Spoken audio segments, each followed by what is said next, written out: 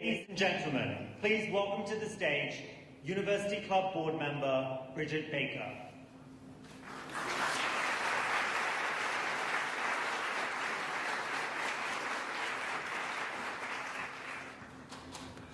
Welcome, everyone.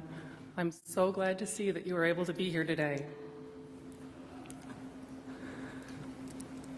Ladies and gentlemen, our speaker today has given his life to serving the common good in political office.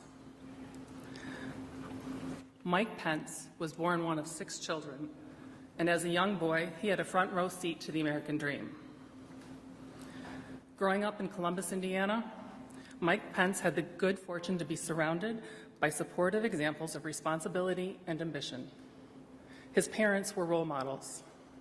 His grandfather, Richard Michael Crawley, emigrated from Ireland to Chicago, where he worked for the Transit Authority for over 40 years.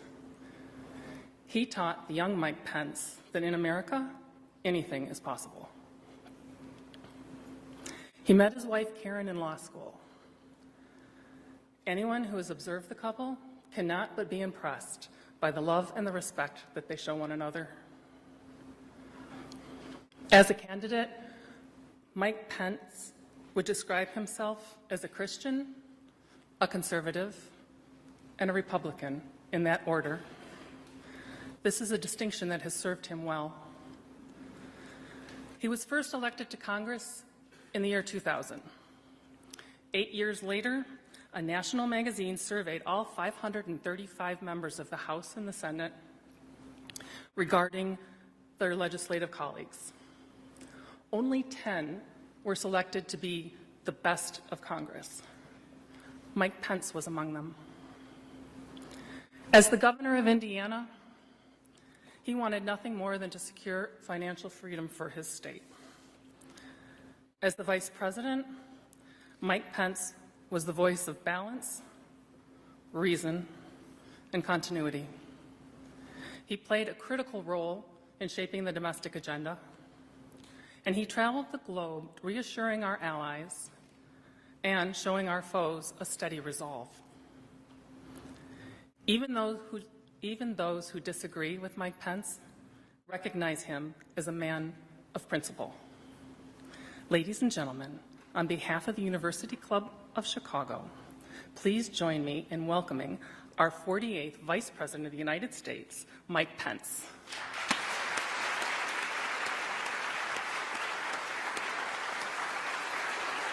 Thank you, Bridget. Very kind. Very kind. Thank you.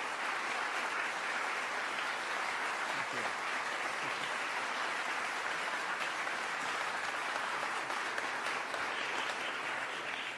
Well, thank you, Bridget Baker. I appreciate that warm welcome. I understand that Bridget is actually the vice president of the University Club of Chicago, and I'm fairly partial to vice presidents. So join me in thanking Bridget for that overly generous introduction and your hospitality today. It is good to be back in Chicago to address this distinguished group of Americans, the men and women of the University Club of Chicago. You know, it was in this city on the south side that my parents grew up. As you heard from Bridget, my grandfather immigrated from Ireland, came to Chicago, drove a bus for 40 years, still one of the best men I'll ever know. In so many ways, Chicago is my second hometown. I cannot remember a family holiday where we didn't pack up the station wagon, drive up Highway 31, and come and spend time with our aunts and uncles, many of whom still live here in this great city. So thank you for the warm welcome to the great city of Chicago.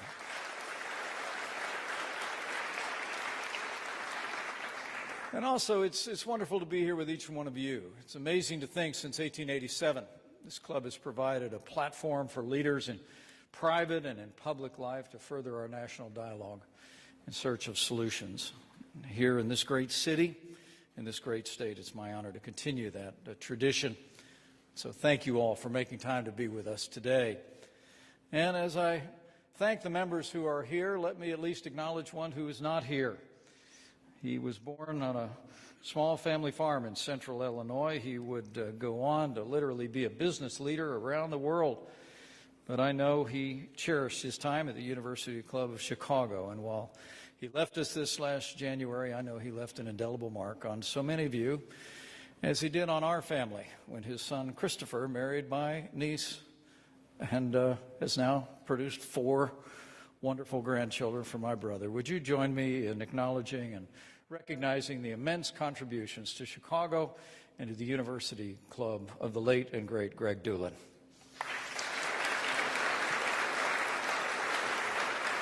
Thank you. You know, my life has changed a lot since the last time we saw each other. After leaving office, Karen and I moved home to Indiana. We bought 5 acres and a pond. I get to mow my own lawn. Bought a John Deere tractor, 54-inch deck, 0 turn radius, 25 horsepower.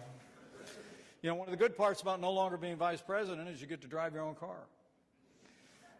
One of the bad parts is you get to pay for your own gas. I became a grandfather for the first time ever in the last year. My son, who's a fighter pilot in the United States Marine Corps, and his wonderful wife gave us little Avery Grace 14 months ago, and she's crazy about me. So we've been blessed in our lives. But we learned a great and sublime truth, maybe only true in America, and that is you can be a member of Congress for 12 years from your home state. You can be the governor of your home state for 4. You can even be vice president of the United States of America, but you're still going to wait 25 minutes for a table at Olive Garden on Saturday night at 7 o'clock. True story. I sent a note to my daughter that night when we finally got a table, and she wrote me back and said, "That's America, Dad." And you know what? She's right. She really is. But I want to thank you all for coming out today. You know, we're living in a very challenging time in the life of our nation. I mean, the truth is our country is facing challenges at home and abroad, likes of which I can't remember in my 63 years. The truth is America is facing a growing economic crisis that's unlike any other in our nation's 244-year history. Inflation is rampant. Gas and food prices are rising. Real wages are falling. And the stock market is plummeting. Grocery stores, from time to time, are empty, and that confidence and pride that were once synonymous with the American people in recent years has been replaced with fear and a national anxiety. But let me say, to quote the old book, fear is useless. What is needed is leadership grounded in American values.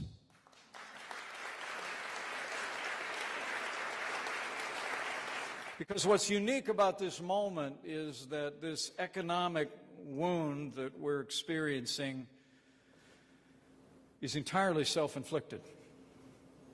Unlike the Great Depression of the 1930s, the stagflation of the 1970s, or even the Great Recession of 2008, the economic woes now upon us have been caused almost single-handedly by one person, the 46th President of the United States of America, Joe Biden. You know, never in my lifetime has there been a greater disconnect between the President and the American people. I mean, last year we witnessed the President literally scold the American people about not taking vaccines, saying that he was a patient man, but his patience was running thin. And earlier this year, the President stood before the American people and actually said that his first year in office had been, and I quote, a year of enormous progress.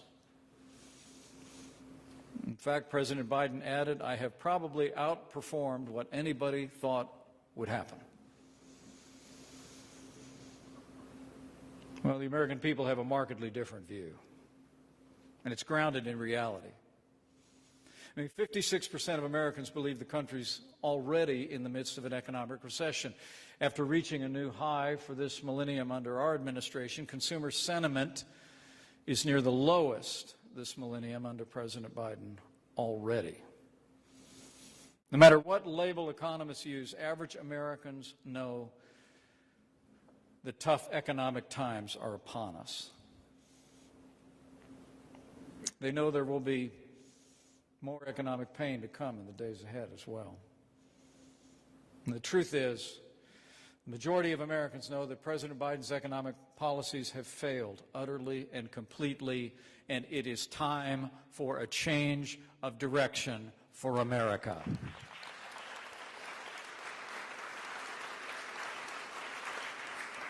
A few years ago, an economic crisis of this magnitude would have been unimaginable. I mean, President Biden inherited the most prosperous economy in the history of the world. Before the pandemic hit, under the Trump-Pence administration, Americans had gained more than 7 million new jobs. Unemployment plummeted to the lowest rate in 50 years. More than 10 million people were lifted off welfare. And we saw the largest poverty reduction in modern history. And the list goes on. Real median household incomes soared by nearly $6,000 to a new record, more than 5 times the gains made under the immediate previous administration. Millions of American families were filled with fresh hope for the first time in years. Under our administration, the renewal of American prosperity was not an accident. It was a choice.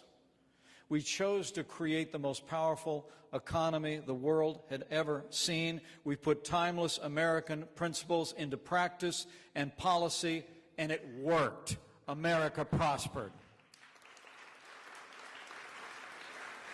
I mean, we proved in just a few short years that low taxes are the key to creating prosperity for Americans of every background, every income group. We passed the Tax Cut and Jobs Act. We cut taxes in half for the typical family of 4. We doubled the child tax credit. We delivered more than $3.2 trillion in tax relief for working families and businesses all across the country. We passed the first ever tax credit for employers who provided paid parental leave. And we passed 12 weeks of paid family leave for government employees as a model for the country. And to promote investment in distressed American communities, our tax plan created nearly 9,000 opportunity zones where capital gains on long-term investments are now taxed at 0, and investments have been pouring into long-neglected communities ever since. You know, on this Juneteenth holiday, when we commemorate the emancipation of enslaved Americans by General Order 3, on June 19, 1865, I couldn't be more proud that under the Trump-Pence administration, we expanded educational opportunities for minorities. We doubled the D.C. voucher program. We created those opportunity zones. We saw billions of dollars of investments in our inner cities, and we saw the lowest unemployment ever recorded for African Americans in American history.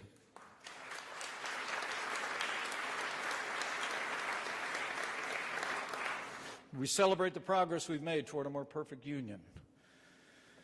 And I'm so proud of the fact that under our administration, all ships were rising for every American, regardless of race or creed or color. In addition to delivering tax relief for middle taxpayers, we also cut taxes on American businesses, like so many well represented here. We helped American businesses compete and win against foreign competitors. We made capital investments fully and immediately deductible. We lowered our business tax from the highest in the developed world to one of the most competitive. And it was literally within days that jobs and factories and investments came flooding back into American communities from overseas. After losing 60,000 factories under the previous 2 administrations, under our administration, America gained 12,000 new factories because employers were no longer driven offshore by exorbitantly high taxes. We created a tax code that put American jobs, American workers, and American business first. But it wasn't just the tax code. We removed nearly 25,000 pages of job-destroying regulations from the Federal Register, more than any administration in American history. And we saved the average American household an extra $3,100 a year, just in red tape savings alone. And beyond all of that, we unleashed American energy to power that growing economy. You know, under the Trump-Pence administration, America became the #1 producer of oil and natural gas in the world. And for the first time in nearly 70 years, we became a net exporter of energy. And net energy imports fell to the lowest level in more than half a century. It's truly incredible. You know, I can't help but think of what Daniel representatives. He said, "Let us develop the resources of our land and call forth its power so that we might do something in our time worthy to be remembered." In our time, we unleashed American natural resources of this country, and it drove America to unprecedented prosperity.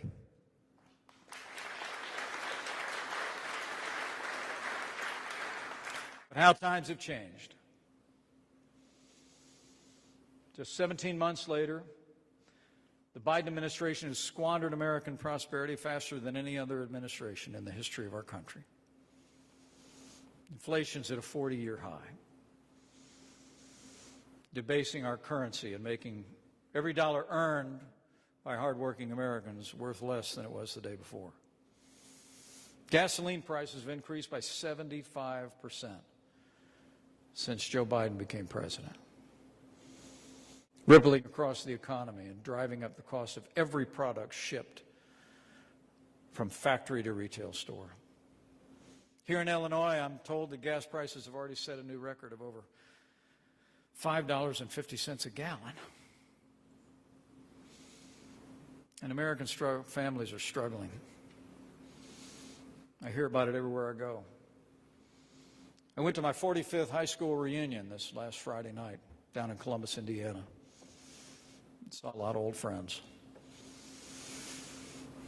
But I heard one after another talk to me about the struggle that they're facing in their families, just making ends meet. Prices are continuing to rise on everything from food to housing to basic necessities. And as I think about that little Avery Grace, my perfect little granddaughter, it just broke my heart that after the Biden administration shut down the Abbott Labs baby formula factory in Michigan, newborn mothers were unable to find formula. My daughter-in-law, Sarah, literally was on Facebook trading ideas with friends to give them suggestions about where to go. Young mothers deserve better in America. Beyond all that, the median rent on apartments nationwide is now above $2,000 for the first time in history. I mean, I often tell people my three brothers and I grew up to be rich and famous. They're rich and I'm famous. Our family lived on a budget all of our lives. Followed a calling into public service and put 3 kids through college. And the very idea that the basic costs of living, of grocery and housing and gas, are rising at the rate they're rising, I understand at a deeply personal level, having been at the kitchen table for much of the last 20 years, having to square our checkbook with the bills coming in. And that's what the American people are facing today. I mean, even the cost of financing a new car has soared to over $650 a month, which is also a record high. And worst of all, real wages are plummeting fast, down 3% in just the last year as a result of inflation. There's no end in sight. And GDP growth was negative in the first quarter of the year. There's still nearly a million fewer people employed than we had in February of 2022. at the start of the pandemic, or 2020 rather. Compared to the trend set during the Trump-Pence administration, we are 6.2 million employees below the trend where we ought to be today, regardless of what you hear. All the stock market gains under President Biden, I probably don't have to tell many of you in this room, have been erased, wiping out nearly $3 trillion from the retirement accounts of American workers. The NFIB Small Business Optimism Index fell last month to the lowest level in the history of the 48-year survey. As a result of Biden's inflation, the Federal Reserve just enacted the largest interest rate hike in 3 decades and signaled that more rate increases will continue. As we stand here today in the great city of Chicago, fair-minded Americans have to ask, how much more can the American people take? Now, President Biden has offered plenty of excuses, but few solutions. Rising energy prices are the #1 driver of inflation, but the president has clearly no idea how to bring energy prices down. He released oil from the Strategic Petroleum Reserve on several occasions, which failed to make a dent in the prices at the pump. But it did succeed in making our nation more vulnerable in the event of a national security emergency. Gas prices, believe it or not, have actually increased by 50% since the president began releasing oil from the Strategic Reserve. The administration also, just last week, sent a threatening letter to America's oil CEOs, implying that they were guilty of price gouging, even as he's refusing to authorize new leases for energy production. And President Biden has blamed Vladimir Putin's unconscionable invasion of Ukraine for our present energy crisis. The truth is, gasoline prices are skyrocketing not because of the war in Ukraine. Gas prices are rising because of Joe Biden's war on energy, and it has got to stop, and stop today.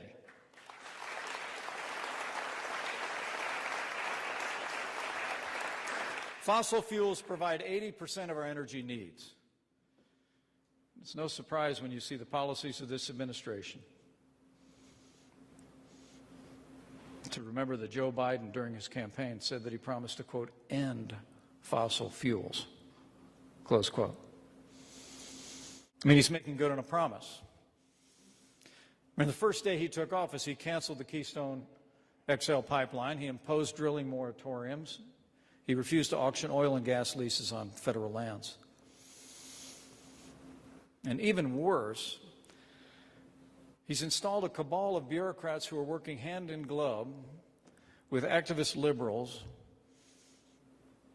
to make investments in traditional energy all but impossible. His climate envoy, John Kerry, is actually pressuring banks to refuse to make loans to oil and gas companies in this country, forcing energy companies to abide by left-wing environmental and social principles to the detriment of business employees and shareholders. Together, liberals both in government and the private sector are making it virtually impossible to increase energy production, at least in this country. Most recently, the White House has explored sending Americans rebate cards to offset gas prices,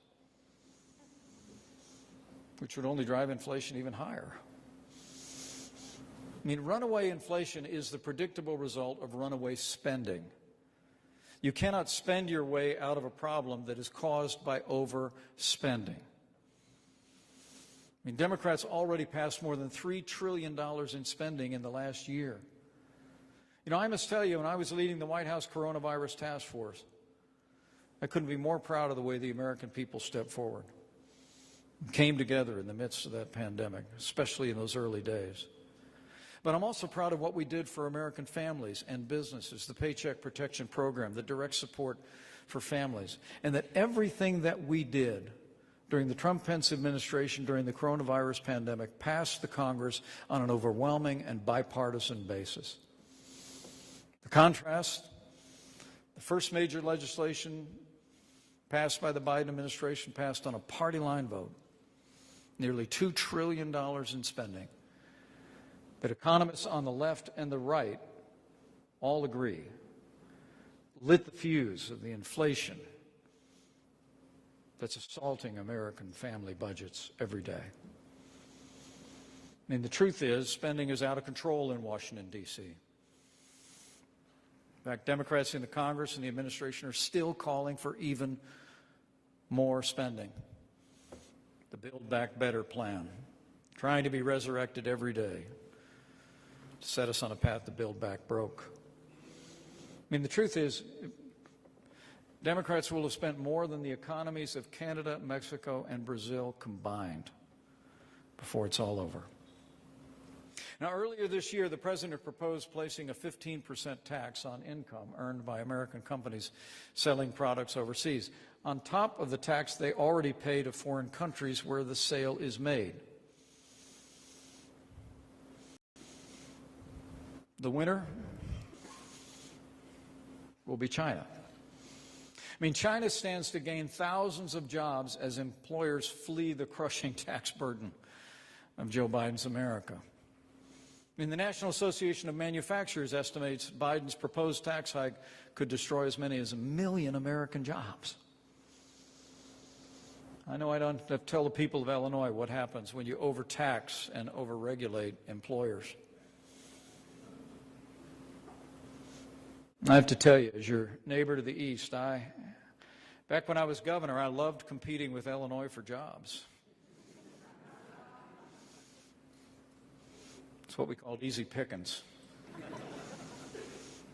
But honestly, as a fellow Midwesterner, it broke my heart to hear that Caterpillar and Boeing were moving out of Illinois. They're moving to low-tax states.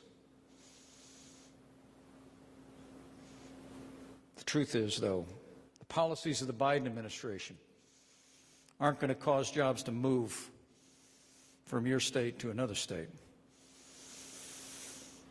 They're going to cause jobs to move from the United States to places like China.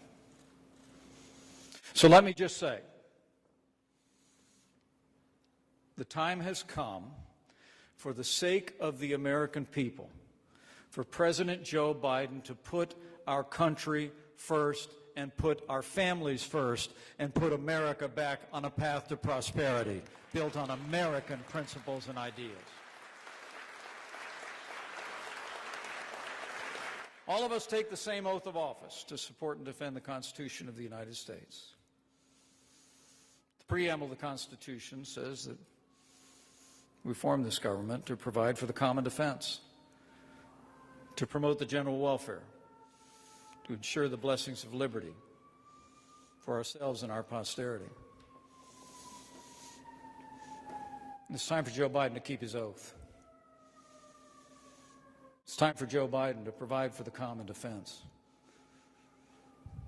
to provide for our military, and secure the border of the United States of America.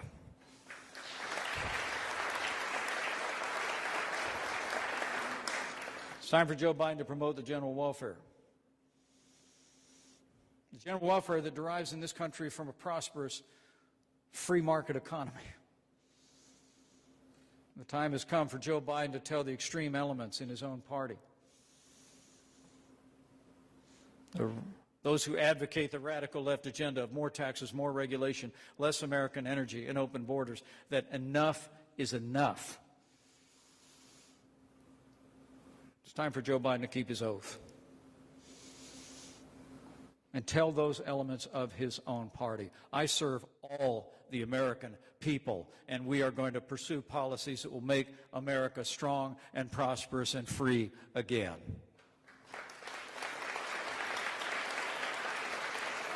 The truth is, we know how to do it. We did it before. You know, I pulled together a whole range of men and women from the cabinet and from the conservative movement over the last 2 years to help build what we called a freedom agenda. We solicited ideas from nearly 50 of the top conservative minds in the country. So let me give you a few ideas about how we turn this country around and turn this economy around. But you can read all about it if you want to go to advancingamericanfreedom.com and see it for yourself. The advocacy group I founded solicited those ideas, as I said, from the brightest stars in the conservative movement. And we published that freedom agenda. It encourages the following things. First and foremost, we must set ourselves on a path to liberate the American people from oppressive taxation, tyrannical bureaucracy, and the overregulation that has our economy stuck in neutral. We're sliding backwards.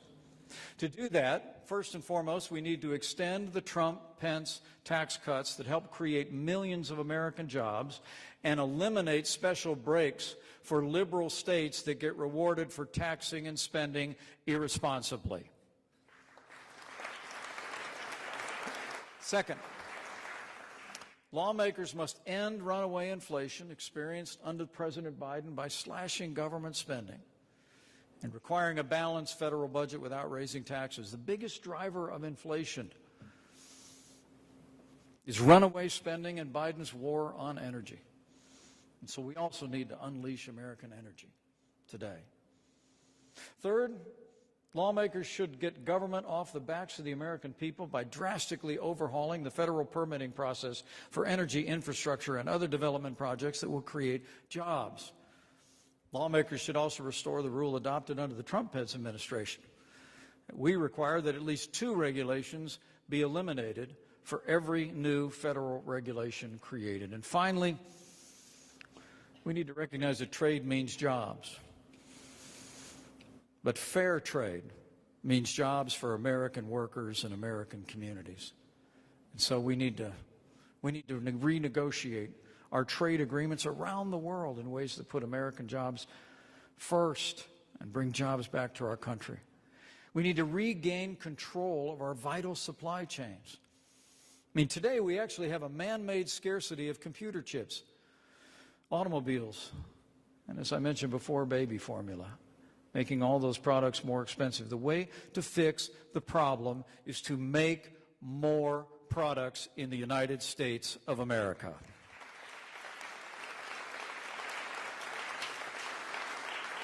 For families and communities to prosper, coast to coast, we have to make it our aim simply to make America the best place in the world to work, invest, innovate, build, start a business, master a trade. We want companies to move to America, stay in America, and hire American workers. In short, we want every American to be able to live the American dream,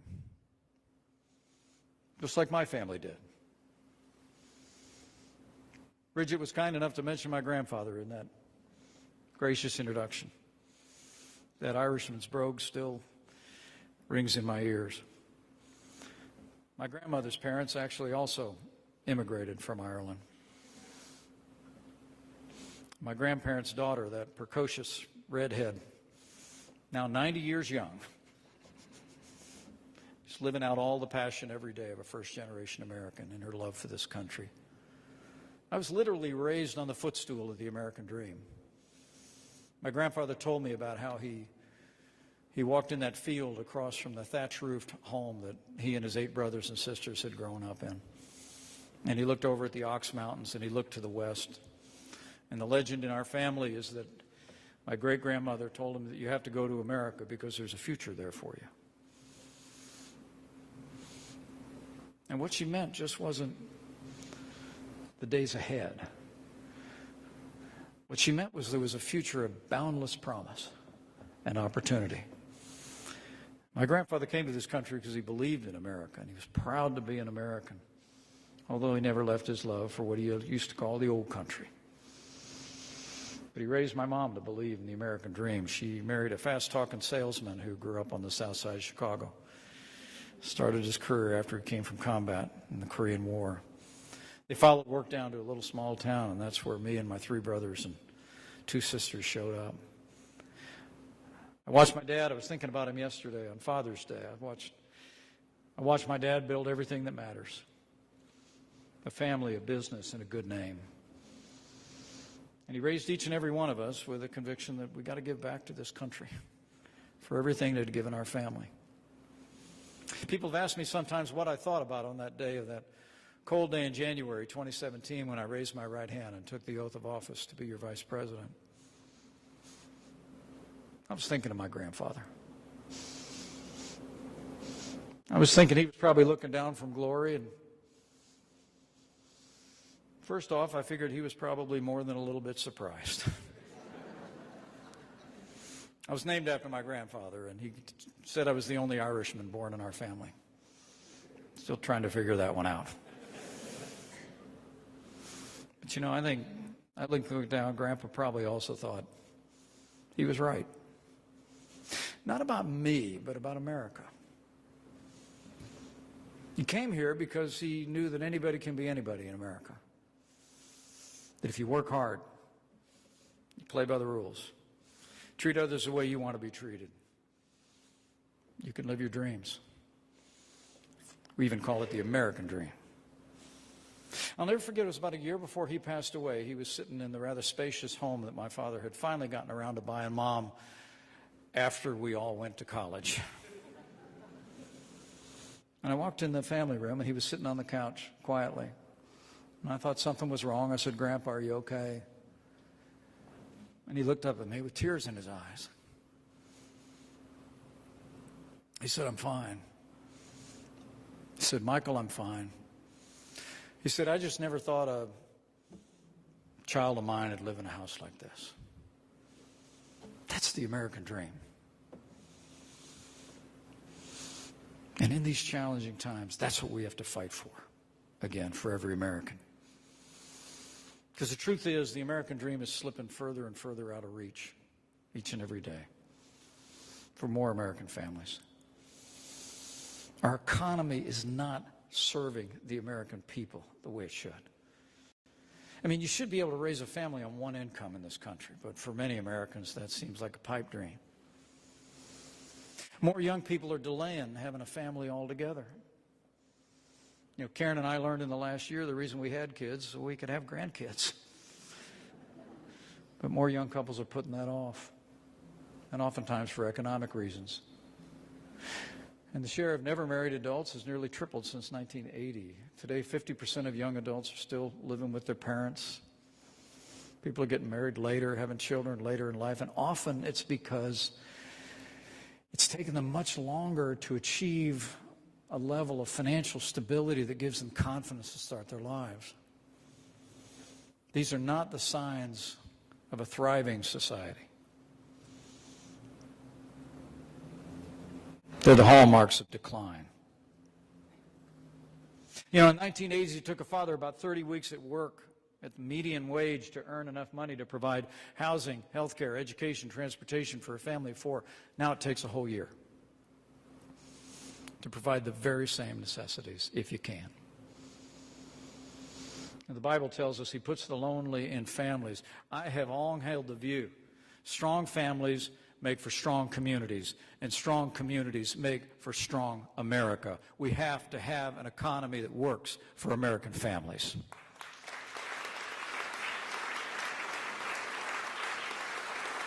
Our highest priority, I believe, must be to preserve and renew and strengthen families.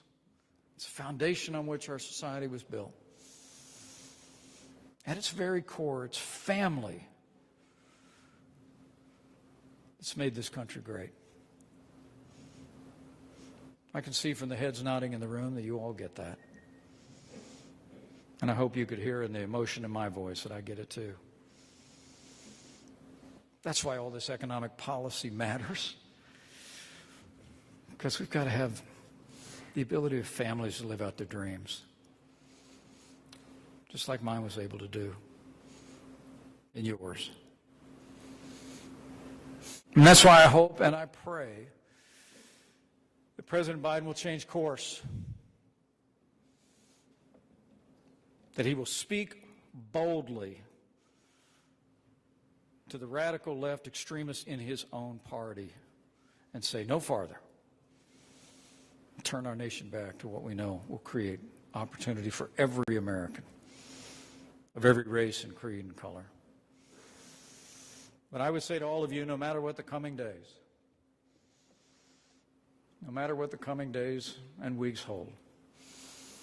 I want you to be encouraged. Remember that it's always darkest just before the dawn. Everywhere I go across this country, I'm more convinced than ever that the American people have awakened in ways I've never seen in my lifetime. We've had an opportunity to see without a filter the agenda of the American left, writ large, put into practice. And we've seen to weaken America at home and abroad, and we know it's not what we want. The vast majority of Americans know our nation is on the wrong track. But I have every confidence that unless this administration changes course and their allies in Congress change course dramatically, the American people are going to change leadership, and change leadership very soon.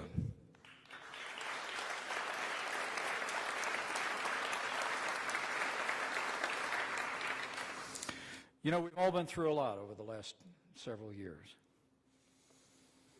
A global pandemic, social unrest, a divisive election, a tragic day in our nation's capital, and an administration seemingly every day driving our economy into the abyss of a socialist welfare state. But I have faith. Traveling all across this country as your vice president, I have to tell you that my opinion of the American people in those days went up, not down. This is a freedom-loving country. This is a country filled with people of generous spirits, caring neighbors, and people who understand where the source of our national greatness really comes. I have faith in the American people that if we will but simply set a course built on our highest ideals of life and liberty and the pursuit of happiness and all the principles and practices that have created the unprecedented prosperity that is the American story, that the American people will rally to our cause again. And also I have faith in the one who has ever been with the people of this great experiment in freedom throughout our history, who says in that ancient text, "And I know the plans I have for you, plans to prosper you and not to harm you, plans to give you a hope and a future." And if we will but have faith in the American people and renew our faith in Him, I know the best days for the greatest nation on earth are yet to come. So thank you, and God bless you. And God bless America.